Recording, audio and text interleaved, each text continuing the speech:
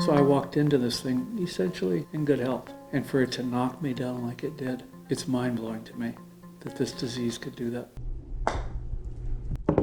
You could say Ed Canute is one of the lucky ones. He was never told directly, but he learned he had only a 10% chance to live.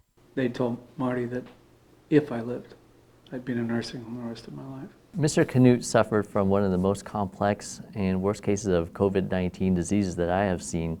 I'll be very honest with you, I was a naysayer. I wore it to please her. I was thinking it was a joke.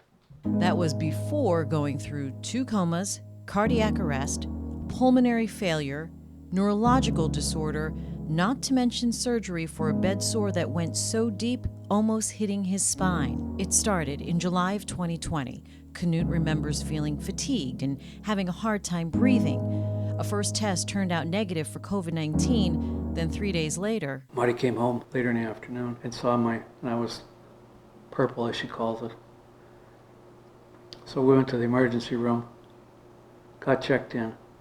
They shuffled her out the door, they put me in a wheelchair, started wheeling me towards the entrance into the emergency room, and I blacked out or passed out, and the next thing I remember is 2.5 months later. I was expecting every day to get that call from the hospital saying that he died. Or come say goodbye to him every day for about, really, it's just been about the past month that I didn't think he was going to die. Canute started at Lee Health Park, where he went into a first coma. He was transferred to Orlando for ECMO treatment for his lungs. After coming out of the first coma, he went into cardiac arrest, and then he remembers slipping into the second coma. I got to a point where I was done. I didn't want to do that anymore.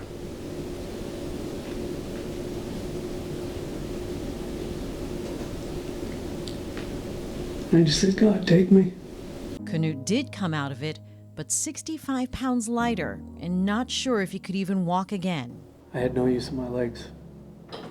I've got what they call drop foot on my left foot, which means that I cannot raise my foot. Bring the wheelchair, Carla, with your foot. Okay? Back at Health Park in Fort Myers, Canute faced more challenges in rehab. Just, I want you to walk over to your wife and give her a hug.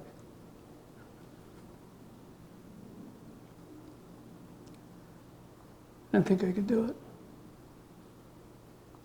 I walked across the hall, or across the room. I gave her a hug. Then I sat down. Couldn't go any further. 1, 2, 3. There you go. Push, push, push. The physical therapist, occupational therapist in Health Park, there's 2 gals there that Keep that chair right behind him, okay, Tracy? they're my saviors. They pushed hard. Right foot.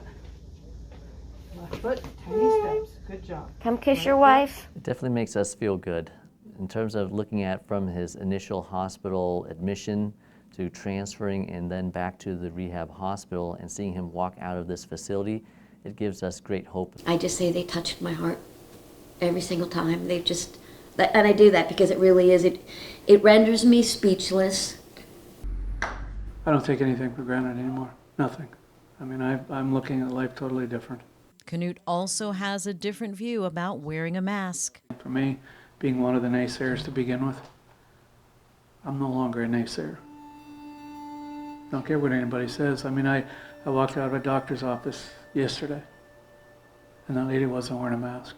And I'm just being the bold person I might stated it. She didn't say anything. It's, what the hell's your mask? I don't play anymore. You're not wearing a mask, I'm going to say something about it. Because that mask isn't for you, it's for me. My mask is for you, it's not for me. I just think about all the anguish that I had to go through and all of my friends had to go through with me. So it's not just one person getting it, it just touches everybody.